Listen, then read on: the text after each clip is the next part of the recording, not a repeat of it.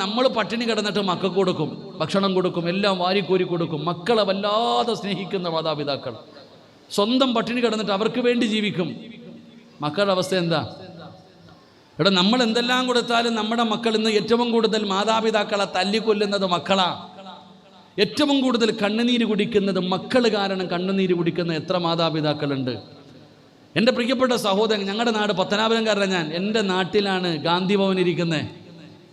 ഗാന്ധി ഭവൻ എന്ന് പറയുന്ന ഒരു സ്ഥാപനമുണ്ടൊരു. എൻ്റെ പ്രിയപ്പെട്ടവരെ, പാവപ്പെട്ട ആരാരുമില്ലാത്ത രോഗികളായി കിടക്കുന്നവർ, ആരാരുമില്ലാത്ത മക്കളെ ഒഴിവാക്കിയ മാതാപിതാക്കൾ താമസിക്കുന്ന സ്ഥലമാണ് ഗാന്ധി ഭവൻ.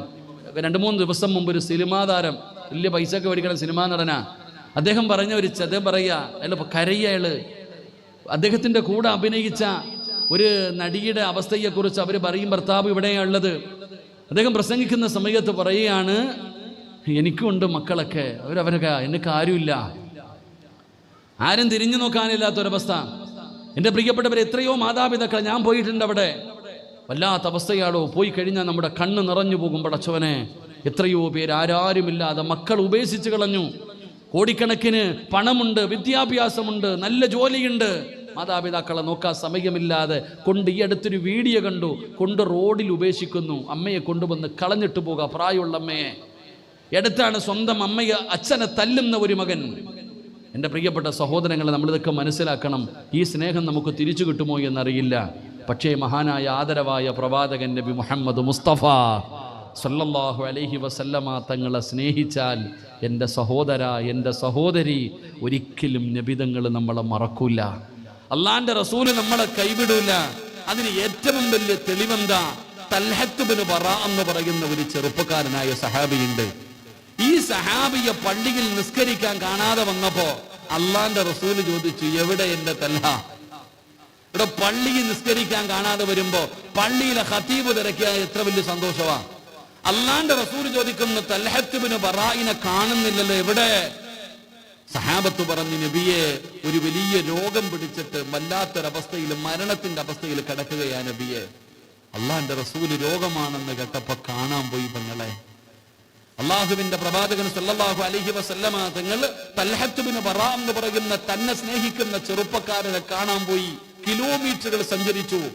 നബിതങ്ങൾ ചെല്ലുമ്പോ ആ ചെറുപ്പക്കാരന് രോഗം കൂടിക്കഴിഞ്ഞാൽ ബോധം നഷ്ടപ്പെട്ടു പോകും, ബോധമില്ലാതെ കിടക്കുകയാ. നബിതങ്ങൾ അടുത്തുപോയി ഒരുപാട് നേരം ഇരുന്നു. കുടുംബക്കാര് പറഞ്ഞു, നബിയെ, ബോധം വരാൻ ഒരുപാട് സമയമെടുക്കും നബിയെ. അള്ളാഹുവിന്റെ പ്രവാചകൻ ദുആ ചെയ്തു. തൽഹത്ത് ബിൻ ബറാഇന്റെ ചാരത്തിരുന്ന് ദുആ ചെയ്തു. എന്നിട്ട് നബിതങ്ങൾ കുടുംബക്കാരോട് പറഞ്ഞു, എൻ്റെ തൽഹ മരിച്ചാൽ എന്നോട് പറയണേ. റസൂലുള്ളാഹി തങ്ങൾ അങ്ങോട്ട് പറയും, എൻ്റെ തൽഹ മരിച്ചാൽ എന്നോട് പറയണേ. നബിതങ്ങൾ പറഞ്ഞിട്ട് ഇറങ്ങിപ്പോയി. തൽഹത്ത് ബിൻ ബറാ റളിയല്ലാഹു തആല അൻഹുവിന് ബോധം വന്നപ്പോൾ കുടുംബക്കാർ പറഞ്ഞു, തൽഹ, നിന്നെ കാണാൻ മുത്തുനബി വന്നു, ഒരുപാട് നേരം നിന്റെ ചാരത്തിരുന്നു, നിനക്ക് വേണ്ടി ദുആ ചെയ്തു തൽഹ, നിനക്ക് വേണ്ടി ദുആ ചെയ്തു. തൽഹത്ത് ബിൻ ബറാ ചോദിച്ചു, റസൂലുള്ളാഹി തങ്ങൾ എന്തെങ്കിലും പറഞ്ഞോ? മുത്തുനബി എന്തെങ്കിലും പറഞ്ഞോ? അവിടെ നിന്ന് പറഞ്ഞു, തൽഹ, നീ മരിച്ചാൽ അറിയിക്കണമെന്ന് പറഞ്ഞിട്ടാ പോയേ, നീ മരണപ്പെട്ടു പോയാൽ അറിയിക്കണമെന്ന് പറഞ്ഞിട്ടാ പോയേ. തൽഹത്ത് ബിൻ ബറാ റളിയല്ലാഹു തആല അൻഹു പറഞ്ഞു, ഞാൻ പകലാണ് മരിക്കുന്നതെങ്കിൽ നിങ്ങൾ പറയണം, രാത്രിയിലാണ് ഞാൻ മരിക്കുന്നതെങ്കിൽ നിങ്ങൾ പറയരുത്. ഞാൻ പകലും മരിക്കുകയാണെങ്കിൽ നിങ്ങൾ മുത്തുനബിയോട് പറഞ്ഞോ, രാത്രിയിലാണ് മരിക്കുന്നതെങ്കിൽ പറയരുത്. എല്ലാവരും ചോദിച്ചു, തൽഹ, ഏതൊരു മനുഷ്യനും കൊതിക്കൂലേ തൽഹ മുത്തുനബി വരാൻ, നിസ്കരിക്കാൻ, ദുആ ചെയ്യാൻ? ആരും കൊതിക്കുമല്ലോ, നീ എന്തേ വേണ്ടെന്ന് പറയുന്നേ? തൽഹത്ത് ബിൻ ബറാ റളിയല്ലാഹു തആല പറയുന്നു, എനിക്കറിയാം മുത്തുനബി വരുമെന്ന്. റസൂലുള്ളാഹി തങ്ങൾ എനിക്ക് വേണ്ടി ദുആ ചെയ്യുമെന്ന് എനിക്കറിയാം. എന്നെ അത്രത്തോളം ഇഷ്ടമാണ് നബിതങ്ങൾക്ക്. ഞാൻ നബിതങ്ങളോടുള്ള സ്നേഹം കൊണ്ടാ ഏത് രാത്രിയിലാണെങ്കിലും നബിതങ്ങൾ എന്നെ കാണാൻ വരും. എന്തെങ്കിലും പ്രയാസമുണ്ടായാലോ നബിതങ്ങൾക്ക്, പകല് കുഴപ്പമില്ല, രാത്രിയിലാണ് വരുന്നതെങ്കിൽ റസൂലുള്ളാഹി തങ്ങൾക്ക് എന്തെങ്കിലും പ്രയാസം ഉണ്ടായാൽ എനിക്ക് സഹിക്കാൻ പറ്റില്ല. വേണ്ട, തൽഹത്ത് ബിൻ ബറാ രാത്രിയിലാണ് മരിച്ചത്, അറിയിച്ചില്ല. ദിവസങ്ങൾ കഴിഞ്ഞു.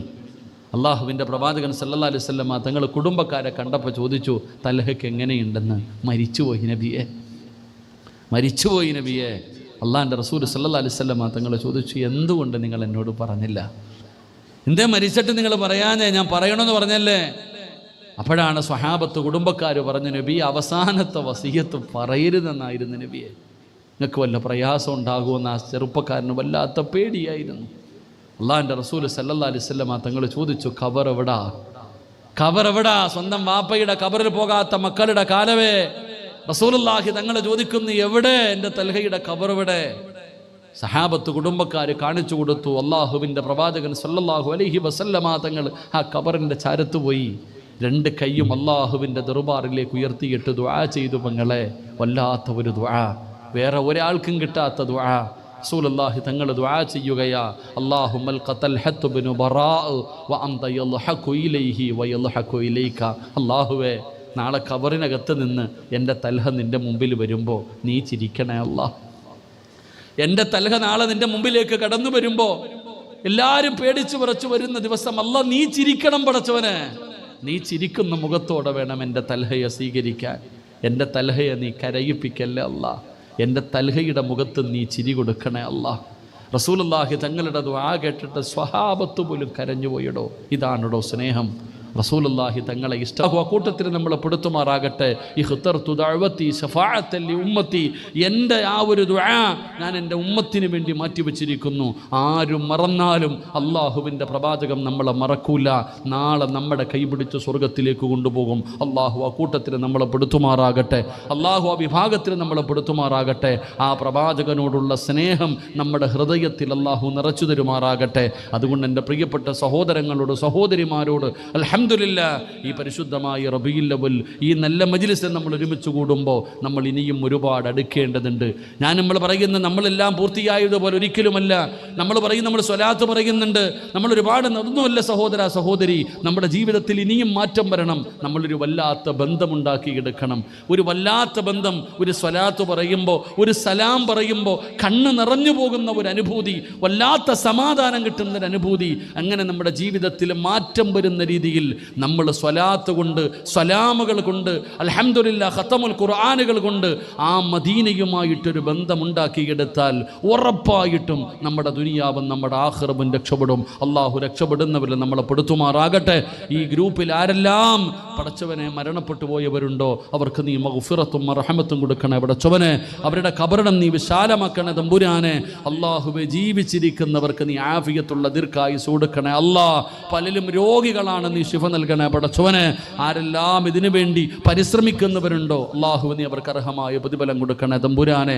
അൽഹംദുലില്ലാഹ്, ഒരുപാട് പേര് ദുആ കൊണ്ട് വസിയ്യത്ത് ചെയ്തവരുണ്ട്, ഒരുപാട് പേര് ദുആ ചെയ്യാൻ പറഞ്ഞവരുണ്ട്, പലരും രോഗികളായി കഴിയുന്നവരുണ്ട്. നിങ്ങളൊക്കെ പല സ്ഥലങ്ങളിൽ നിന്ന് വന്നവരാണ്. അതുകൊണ്ട് ഇൻഷാ അല്ലാഹ് എൻ്റെ പ്രിയപ്പെട്ട സഹോദരങ്ങളെ എല്ലാവർക്കും വേണ്ടി ദുആ ചെയ്യും. അല്ലാഹു സുബ്ഹാനഹു വ തആല ഈ മജ്ലിസ് അല്ലാഹു കബൂലാക്കുമാറാകട്ടെ. ഈ വന്നിരിക്കുന്നവരോട് എനിക്ക് പറയാൻ കഴിയുന്നത്, ആ പാവപ്പെട്ട സഹോദരിയെ നിങ്ങൾ മറന്നു പോകരുത്. ഞാൻ പറയുന്നത് ഉംറയോ ഹജ്ജോ അല്ല സഹോദര. എൻ്റെ സഹോദരിമാരോട് പറയുന്നു, ഉംറയും ഹജ്ജുമല്ല. നമ്മൾ പാവപ്പെട്ടവരെ സഹായിക്കുമ്പോൾ നമുക്കുണ്ടാകുന്ന പ്രതിഫലം എത്രയോ വലുതാ. നിങ്ങൾ ആലോചിക്കുക, വിവാഹപ്രായമെത്തിയ ഒരു പെൺകുട്ടി, ആ പെൺകുട്ടിയെ സംബന്ധിച്ചിടത്തോളം അതൊരു ജീവിതം ആഗ്രഹിക്കുന്നു. ആ കുട്ടി ചെയ്യുന്ന ഒരു ദുആയോളം വലുപ്പമുള്ളത് വേറെ എന്താ ലോകത്ത് വേറെ കിട്ടുക? ആ ഒരു കുട്ടിയുടെ ദുആ, എടോ ആയുസ് വർദ്ധിക്കുമെടോ, ആയുസ് വർദ്ധിക്കും. പാവപ്പെട്ട യതീമായ മക്കളെ സഹായിക്കുന്നതിലൂടെ, പാവപ്പെട്ടവരെ സഹായിക്കുന്നതിലൂടെ നമ്മുടെ ആയുസ് വർദ്ധിക്കും. മോശമായ മരണത്തിൽ നിന്ന് അള്ളാഹു നമ്മളെ രക്ഷപ്പെടുത്തും. അതിന് ഏറ്റവും വലിയ തെളിവെന്താ? മഹാനായ അബ്ദുറഹ്മാൻ ഇബ്നു ഔഫ് റളിയല്ലാഹു തആലയുടെ ചരിത്രം അതിന് ഏറ്റവും വലിയ തെളിവ്. വലിയ സമ്പന്നന, നബിതങ്ങൾക്ക് വല്ലാത്ത ഇഷ്ടമുള്ള സ്വഹാബി അബ്ദുറഹ്മാൻ ഇബ്നു ഔഫ് തങ്ങൾ. ഒരിക്കൽ നബിതങ്ങളുടെ മുമ്പിൽ അബ്ദുറഹ്മാൻ ഇബ്നു ഔഫ് തങ്ങൾ വന്നിട്ട് പറഞ്ഞു, നബിയെ, ഞാൻ നാളെ യാത്ര പോവുകയാണ്. ഓക്കെ, നബിതങ്ങൾ പറഞ്ഞു, ഓക്കെ രാവിലെ യാത്ര പോവാന്ന് പറഞ്ഞു, പോയി ഇരിക്കാൻ പറഞ്ഞു. അള്ളാഹുവിൻ്റെ പ്രവാചകന്റെ മുമ്പിൽ ജിബ്രീൽ എന്ന് പറയുന്ന മലക്ക് വന്നിട്ട് പറഞ്ഞു, നബിയെ, നാളെ പോകുമ്പോൾ നല്ലതുപോലെ യാത്രയാക്കിക്കോ, ഇനി തിരിച്ചു വരൂല്ല. അവസ്ഥയുള്ള സഹാബിയാണ്. അള്ളാഹുവിൻ്റെ റസൂൽ സല്ലല്ലാഹു അലൈഹി വസല്ലം തങ്ങളും മസ്ജിദ് നബവിയിൽ ഇരിക്കുമ്പോൾ ആ സഹാബി ജീവനോടെ കയറി വരുന്നു. അസ്സലാത്തു വസ്സലാമു അലൈക യാ സയ്യിദി യാ റസൂലല്ലാഹ്. ജീവനോടെ തിരിച്ചു വരാൻ നബിതങ്ങളുടെ മുമ്പിൽ സലാം പറഞ്ഞിട്ട് നബിതങ്ങൾ അൽഹംദുലില്ലാഹ് വല്ലാത്ത അത്ഭുതം. നബിതങ്ങൾ വല്ലാത്ത സന്തോഷം, പടച്ചവനെ കെട്ടിപ്പിടിച്ചു, സലാമടക്കി. നബിതങ്ങൾ ഇങ്ങനെ ചിന്തിച്ചു, അല്ലാ, ജിബ്രീലല്ലേ പറഞ്ഞത് ഈ ചങ്ങാതി മരിക്കൂന്ന്?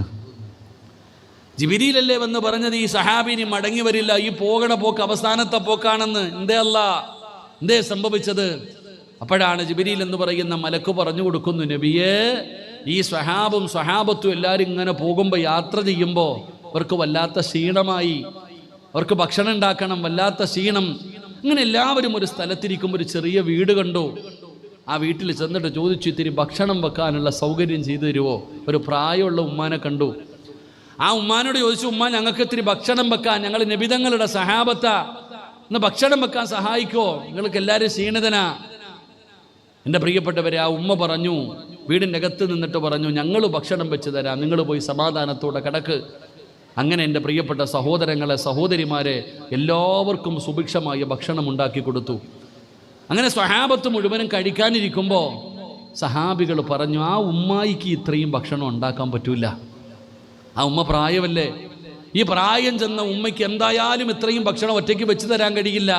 ആ വീടിൻ്റെ അകത്ത് വേറെ ആരോ ഉണ്ട്. അങ്ങനെ അബ്ദുറഹ്മാൻ ബിൻ ഔഫ് റളിയല്ലാഹു തആല അൻഹു ആ വീടിൻ്റെ മുമ്പിൽ ചെന്നിട്ട് ചോദിച്ചു, ഉമ്മ, നിങ്ങളല്ലാതെ വേറെ ആരെങ്കിലും ഉണ്ടോ? നിങ്ങൾക്കൊരിക്കലും ഈ ഭക്ഷണം ഒറ്റയ്ക്ക് വെക്കാൻ കഴിയില്ല. അപ്പോഴാണ് ആ മാതാവ് പറയുന്നു, ഞാനല്ലാതെ 2 പെൺകുട്ടികൾ ഈ വീടിൻ്റെ അകത്തുണ്ട്, എനിക്ക് 2 പെൺമക്കളുണ്ട്, യതീമാണ് ആ മക്കൾ, വിവാഹപ്രായം കഴിഞ്ഞവരാണ്, ഞങ്ങളെ സഹായിക്കാൻ ആരുമില്ല, ഞങ്ങൾ പാവപ്പെട്ടവരാണ്, എൻ്റെ മക്കളാണ് പറയുന്നത്. അള്ളാഹുവിൻ്റെ പ്രവാചകന്റെ സ്വഹാബത്തിന് ഭക്ഷണം വെച്ചു കൊടുത്തതിൻ്റെ ബർക്കത്ത് കൊണ്ടെങ്കിലും അള്ളാഹു ഞങ്ങൾക്കൊരു നല്ല ജീവിതം തന്നാലോ, എൻ്റെ മക്കളാണ് ഭക്ഷണം വെച്ച് തന്നതെന്ന് പറയുമ്പോൾ സ്വഹാബിയുടെ കണ്ണ് നിറയുകയാണ്. വിവാഹപ്രായമെത്തിയ യതീമായ 2 പെൺമക്കൾ വീടിൻ്റെ അകത്ത് നിൽക്കുമ്പോൾ ആ സ്വഹാബി വിളിച്ചു ചോദിക്കുന്നു, സ്വഹാബാ, നിങ്ങളിൽ ആരായി പെൺകുട്ടികൾക്കൊരു ജീവിതം കൊടുക്കുന്നത്? ഈ മക്കളെ ആരാണ് വിവാഹം കഴിക്കുന്നത്? ആ വിവാഹം കഴിക്കുന്നവർക്ക് ചോദിക്കുന്ന സമ്പത്ത് ഞാൻ തരാം. ഈ മക്കൾക്കാരാണോ ഒരു ജീവിതം കൊടുക്കുന്നത്, ആ കൊടുക്കുന്നവർക്ക് ചോദിക്കുന്നത് ഞാൻ തരാ.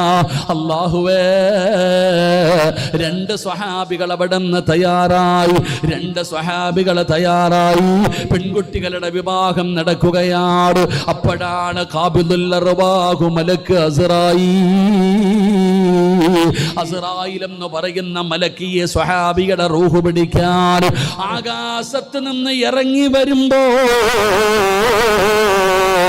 ആ യതീമായ മക്കള് നിസ്കാരപ്പായിലിരുന്നിട്ട് പടച്ചവനോട് ദുആ ചെയ്യുന്നു, അല്ലാഹ്, ആരാരുമില്ലാത്ത ഞങ്ങൾക്ക് ഒരു ജീവിതമുണ്ടാക്കി തന്ന ഈ മനുഷ്യന് നീ ആഫിയത്തുള്ള ദീർഘായുസ് കൊടുക്കണേ അല്ലാഹ്. ആ യതീമായ മക്കള് നിസ്കാരപ്പായിലിരുന്നിട്ട് ദുആ ചെയ്തപ്പോ ആ യതീമായ മക്കള് നിസ്കാരപ്പായിലിരുന്നിട്ട്, റബ്ബേ, ഈ മനുഷ്യന് നീ ആഫിയത്തുള്ള ദീർഘായുസ് കൊടുക്കണേ അല്ലാഹ്. ആ ദുആ തട്ടാൻ പറ്റിയില്ല പെങ്ങള്. അല്ലാഹു വിളിക്കുന്നു, അസ്റായീല്, റൂഹ് പിടിക്കാതെ മടങ്ങിക്കോ അസ്റായീൽ. അങ്ങനെയാണ് ആ സ്വഹാബിക്ക് അല്ലാഹു ആയുസ് നീട്ടിക്കൊടുത്തതെന്ന് ചരിത്രം പഠിപ്പിക്കുമ്പോ, അല്ലാഹുവേ, നിങ്ങളുടെ കൂട്ടത്തിൽ നടക്കുന്ന ഒരു പാവപ്പെട്ട സഹോദരിയുടെ കണ്ണുനീരൊപ്പാർ ആരോടും പരാതിയില്ല, പരിഭവമില്ല, എല്ലാ മനസ്സിന്റെ ഉള്ളിൽ കൊണ്ടു നടക്കുന്ന പൊന്നുമോ, ആ മകളുടെ മനസ്സ് മനസ്സിലാക്കിയിട്ട് നിങ്ങളല്ലേ കൂടെ നിൽക്കേണ്ടത്, നിങ്ങളല്ലേ ആ പൊന്നുമോളുടെ കൂടപ്പിറപ്പുകള്, നിങ്ങളല്ലേ ആ പാവപ്പെട്ടവരുടെ കൂട്ടുകാര്, നിങ്ങളല്ലേ സഹായിക്കേണ്ടത്. അർഹമുറഹീമായ അല്ലാഹ്, ആ പൊന്നുമോൾ ആരാണെന്ന് എനിക്കറിയില്ല പടച്ചവനെ, സമാധാനമുള്ള ജീവിതം കൊടുക്കണേ അല്ലാഹ്, സന്തോഷമുള്ള ജീവിതം കൊടുക്കണേ അല്ലാഹ്, ഖൈറും ബർക്കത്തും നൽകണേ അല്ലാഹ്, ദുനിയാവും ആഖിറവും രക്ഷപ്പെടുത്തണേ അല്ലാഹ്. ആരെല്ലാം ആ പൊന്നുമോൾക്ക് വേണ്ടി സഹായം കൊടുക്കുന്നുണ്ടോ അവരെ നീ കൈവിടല്ലേ അല്ലാഹ്. മരിക്കുന്ന സമയത്ത് തൊണ്ടക്കുഴിയിലേക്ക് റൂഹെത്തുമ്പോ വേദന സഹിക്കാൻ കഴിയാതെ കടന്നു പിടയുമ്പോ അല്ലാഹുവിന്റെ മലക്കുകൾ കാണിച്ചു കൊടുക്കണം, ആ പാവപ്പെട്ട പൊന്നുമകളെ സഹായിച്ചതിന് പടച്ച റബ്ബ് തരുന്ന പ്രതിഫലമാ. കണ്ടോ വാബുസിറൂ ബിൽ ജന്നാ, സ്വർഗം കാണിച്ചു തരുമ്പോ അത് കണ്ട് ഷഹാദത്ത് കലിമ പറഞ്ഞ് ഈമാനോടുകൂടി മരിക്കുന്നവരും ഞങ്ങളെ നീ പെടുത്തണേ അല്ലാ. ആ പൊന്നുമോളെ നിങ്ങളെ സഹായിച്ചാൽ അള്ളാഹു നിങ്ങൾക്ക് തരുന്ന പ്രതിഫലം ഇവിടെ ഒന്നും കാണാനൊന്നുമില്ല. മരിക്കുന്ന സമയത്ത് മലക്കുകൾ നിന്റെ കണ്ണിൻ്റെ മുമ്പിൽ കൊണ്ടുവന്ന് കാണിച്ചു തരും, ഇതാണ് സ്വർഗം, ഇതാണ് സ്വർഗം, ഇത് കണ്ടിട്ട് മരിക്ക്. ആ സ്വർഗം കണ്ടതിൻ്റെ പ്രകാശമാണ് മരിച്ചു കിടക്കുന്നവരുടെ മുഖത്ത്. മരിച്ച ആൾക്കാരുടെ മുഖത്ത് വെളുപ്പല്ല. നിങ്ങൾ ശ്രദ്ധിച്ചു നോക്കിയേ, ഈ നല്ല മരണം കിട്ടിയവരുടെ മുഖത്ത് നോക്കിയാൽ വെളുപ്പല്ലാത്ത ഒരു നിറമാടോ, ഒരു വല്ലാതെ സൂര്യൻ ഉദിക്കുന്ന സമയത്തുള്ള ഒരു വെളിച്ചം, അസ്തമിക്കുന്ന സമയത്തുണ്ടാകുന്ന ചുമപ്പാണോ വെളുപ്പാണോ എന്നറിയാത്ത ഒരു വല്ലാത്ത പ്രകാശമാണ്. ആ പ്രകാശമേതാ? അത് സ്വർഗം കാണുമ്പോൾ ആ സ്വർഗത്തിൽ നിന്നടിക്കുന്ന വെളിച്ചമാ. അള്ളാഹു നമ്മുടെ മുഖത്ത് നൽകുമാറാകട്ടെ, അള്ളാഹു നമ്മുടെ മുഖത്ത് നൽകുമാറാകട്ടെ. അപ്പം മരണവേദന എന്തായിരിക്കും? എൻ്റെ പ്രിയപ്പെട്ടവർ, അള്ളാഹു നമ്മുടെ മരണം എളുപ്പമാക്കി തരുമാറാകട്ടെ. നമ്മുടെ ആഗ്രഹമാണല്ലോ അള്ളാഹുവിൻ്റെ പ്രവാചകന്റെ പേരിൽ സ്വലാത്ത് പറഞ്ഞാൽ അള്ളാഹു തരുന്ന ഒന്നാമത്തെ പ്രതിഫലമെന്താ? മഹാനായ നബി മുഹമ്മദ് മുസ്തഫ സ്വല്ലല്ലാഹു അലൈഹി വസല്ലമ തങ്ങളുടെ മുമ്പിൽ അസ്റായിൽ എന്ന് പറയുന്ന മലക്കിറങ്ങി വരികയാണ്. മുത്തുനബിയുടെ മുമ്പിലേക്ക് അസ്റായിൽ എന്ന മലക്ക് വന്ന് സലാം പറയുകയാണ്. അള്ളാഹുവിൻ്റെ റസൂല് ചോദിക്കുന്നു, എന്തേ അസ്റായില്, എന്തേ അസ്റായില്? യാ റസൂലല്ലാഹ്, എനിക്കങ്ങയെ വല്ലാത്ത ഇഷ്ടമാണ് നബിയേ, അങ്ങയെ ഇഷ്ടപ്പെടുന്നവരെയും എനിക്ക് വല്ലാത്ത ഇഷ്ടമാണ്, അങ്ങയുടെ പേരിൽ സ്വലാത്ത് പറയുന്നവരോട് എനിക്ക് വല്ലാത്ത സ്നേഹമാ. പറയുന്നത് അസ്റായിൽ എന്ന് പറയുന്ന മലക്ക, അസ്റായിൽ എന്ന് പറയുന്ന മലക്ക പറയുന്നത്, നബിതങ്ങളെ ഇഷ്ടപ്പെടുന്നവര്, നബിതങ്ങളെ സ്നേഹിക്കുന്നവര്, നബിതങ്ങളുടെ പേരിൽ സ്വലാത്ത് പറയുന്നവര് എനിക്ക് വല്ലാത്ത ഇഷ്ടമാണ് നബിയേ, എനിക്ക് അവനോട് വല്ലാത്ത സ്നേഹമാ നബിയേ. അതുകൊണ്ട് ഞാൻ അവൻ്റെ റൂഹ് പിടിക്കാൻ പോകുമ്പോ, ഞാൻ ഇഷ്ടപ്പെടുന്നവനാണല്ലോ, അതുകൊണ്ട് ഞാൻ അവനോട് കരുണ കാണിക്കും നബിയേ. അല്ലാഹുവിൻ്റെ പ്രവാചകന്റെ പേരിൽ സ്വലാത്ത് മുടങ്ങാതെ പറയുന്ന ഉമ്മമാരെ, നിന്റെ മരണം എങ്ങനെയാണെന്നറിയുമോ? പെങ്ങളെ, മരണത്തിന് വല്ലാത്ത വേദനയാ മോള്. അല്ലാഹുവിൻ്റെ പ്രവാചകൻ പോലും അവിടെ നിന്ന് കരഞ്ഞില്ലേ? ആയിഷ,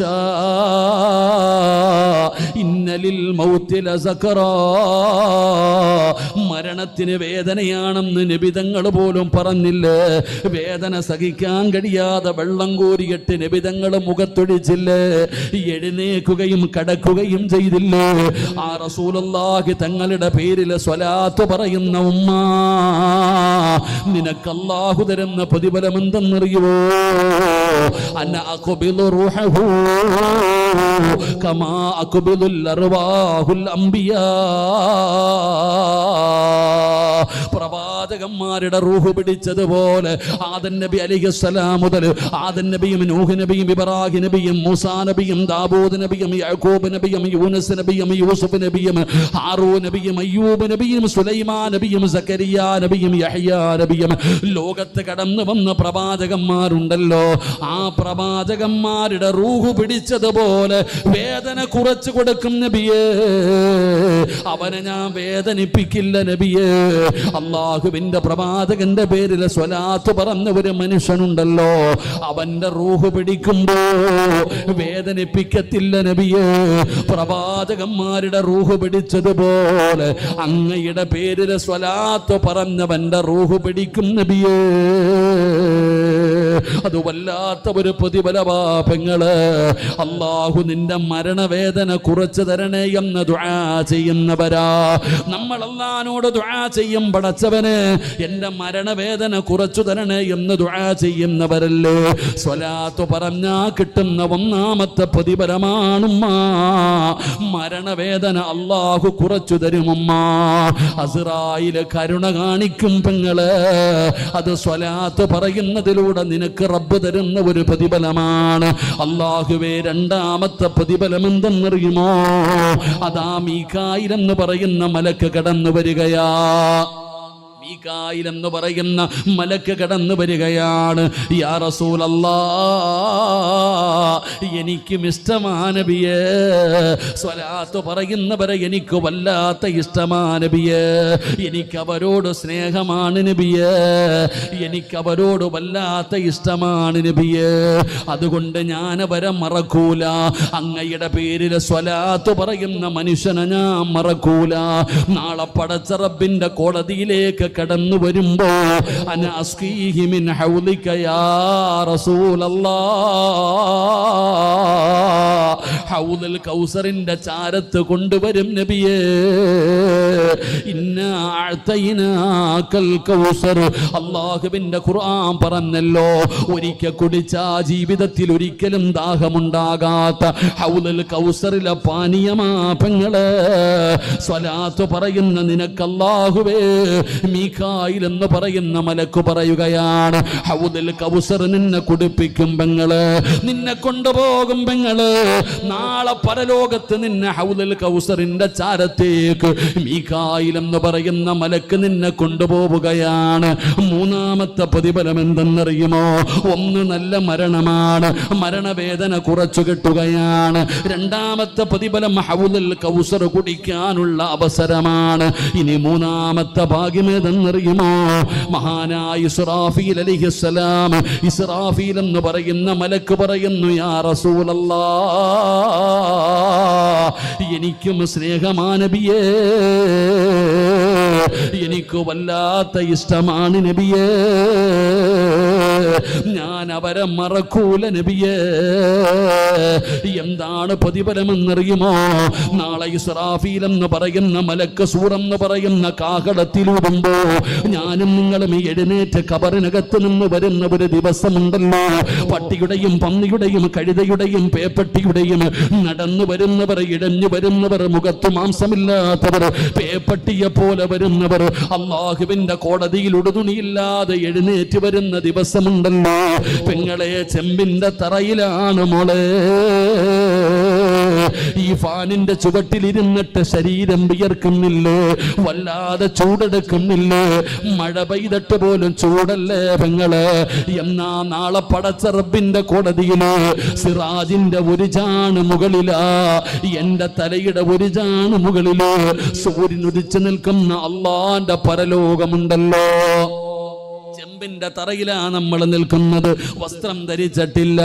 ഒരു ചാണ് മുകളിൽ ഇങ്ങനെ സൂര്യൻ ഉദിച്ചു നിൽക്കുകയാ പെങ്ങളെ. ഈ വിയർപ്പ് തുള്ളി സിറാജിന്റെ മുഖത്തുകൂടെ ഒഴുകുന്നല്ലോ. ഇട്ടിരിക്കുന്ന ഫർദയുടെ ഉള്ളിലൂടെ വിയർപ്പ് തുള്ളി ഒഴുകുമ്പോ പ്രയാസപ്പെടുന്ന ഉമ്മ. ചൂടുള്ള നാളുണ്ടേ കിയാമം നാളാ, ചുരുക്കി പറഞ്ഞാൽ എന്തു ഹാലാ ചൂള. വൻദോഷ വണ്ടിയോ മായി വരുന്നേ കാള,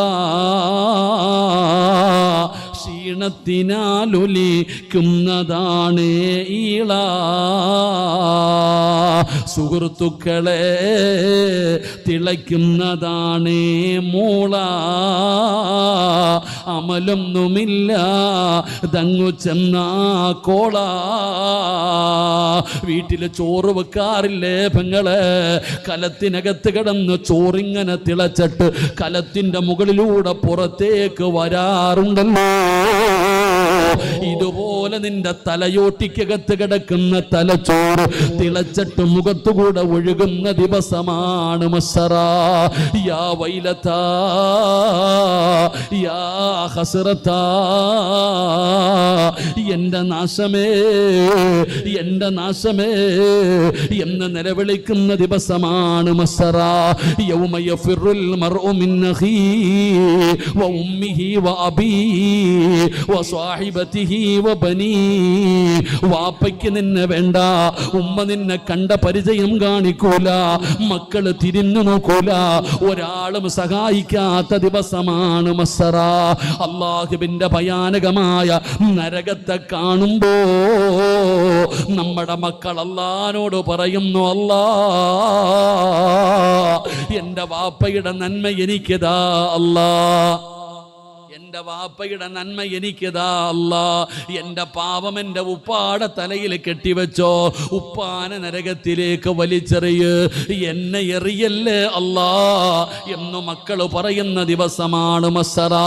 10 മാസം ഗർഭം ചുമന്ന് മരണവേദനയുടെ വേദനയിൽ നിന്ന് പ്രസവിച്ച ഉമ്മ ചെമ്പിന്റെ തറയിൽ നിൽക്കുമ്പോ പൊന്നുമോളുടെ കാലിനടിയിൽ പൊള്ളുകയാണ്, ചൂട് സഹിക്കാൻ പറ്റുന്നില്ല. അവൾ റബ്ബിനോട് പറയുന്നു, നാഥാ എന്റെ ഉമ്മാനെ ഒന്നും മലത്തിക്കടത്തി താ അല്ലാ, നെഞ്ചത്ത് കയറി നിൽക്കട്ടെ റബ്ബേ, കാല് പൊള്ളുന്നു റബ്ബേ, കാല് പൊള്ളുന്നു റബ്ബേ എന്ന് നാളെ പരലോകത്ത് സ്വന്തം മക്കള് പറയുന്ന ദിവസമാണ് മസ്സറാ.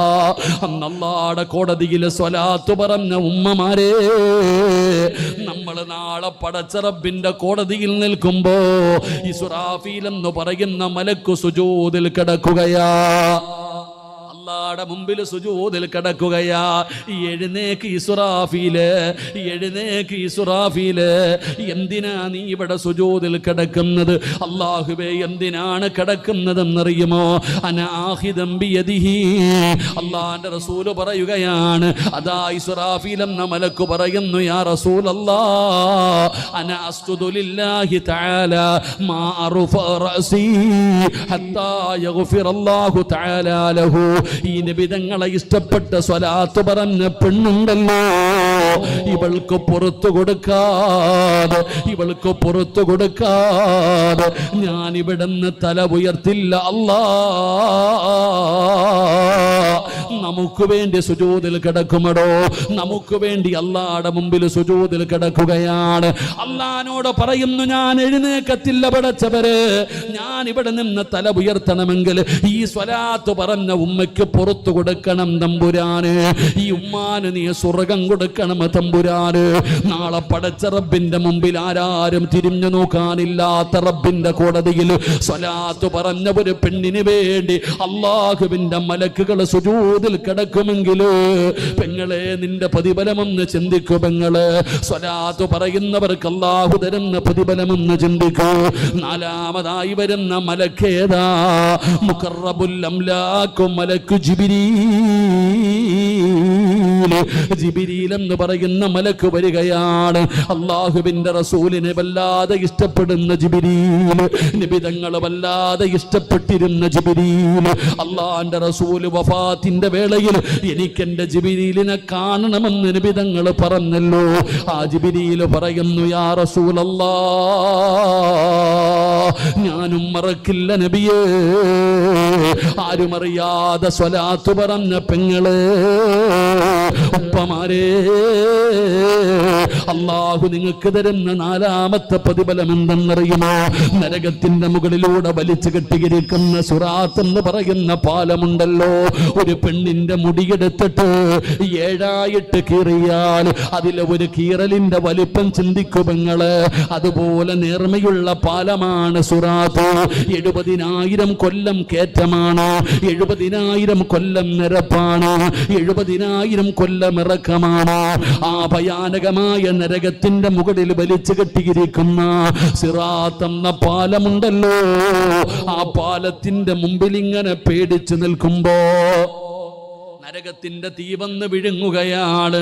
പേടിച്ച് ആ നരകത്തിന്റെ മുകളിൽ കെട്ടിക്കിട്ടിരിക്കും സിറാത്ത് സ്വലാത്തിന്റെ ചാരത്ത് പേടിച്ച് നിൽക്കുമ്പോ ജിബ്രീൽ ചോദിക്കുന്നു, മോനെ എന്തിനാ പേടിക്കുന്നത്?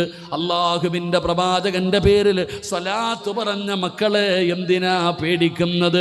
അനാഹിദം ബിയദിഹി വയമുറു അലസ്സിറാത്ത്, കൈപിടിച്ച് കൊണ്ടുപോകും ചെറുപ്പക്കാരാ.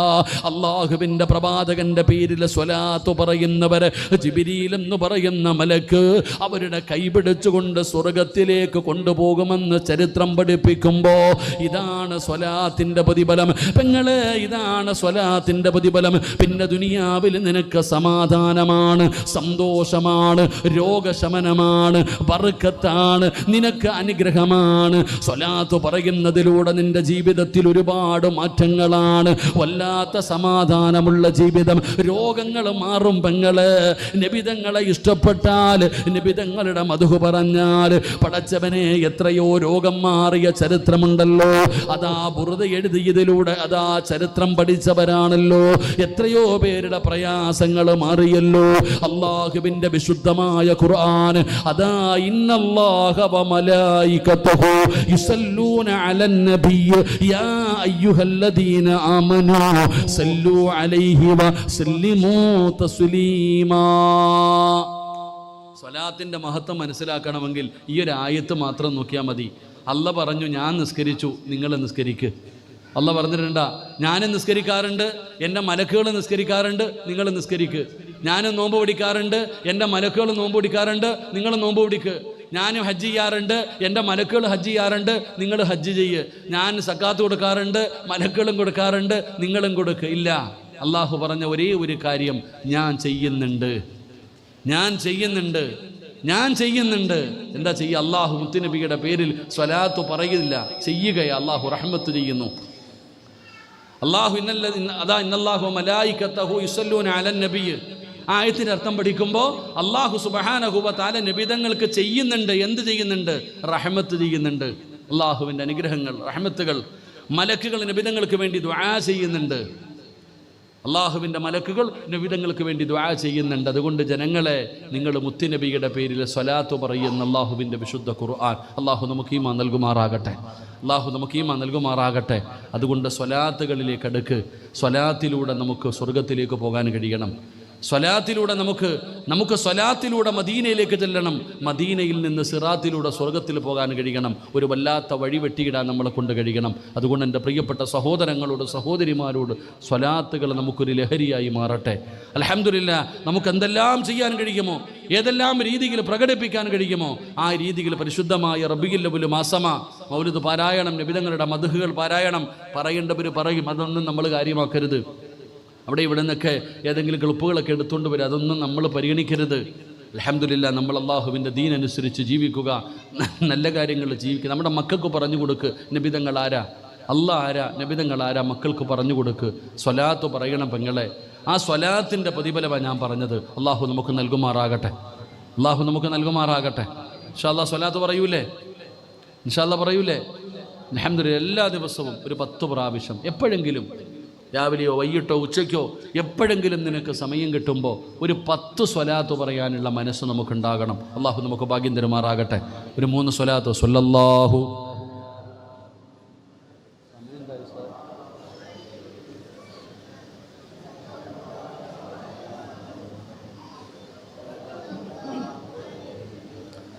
അല്ലാഹുമ്മ സ്വല്ലി അലാ മുഹമ്മദ്.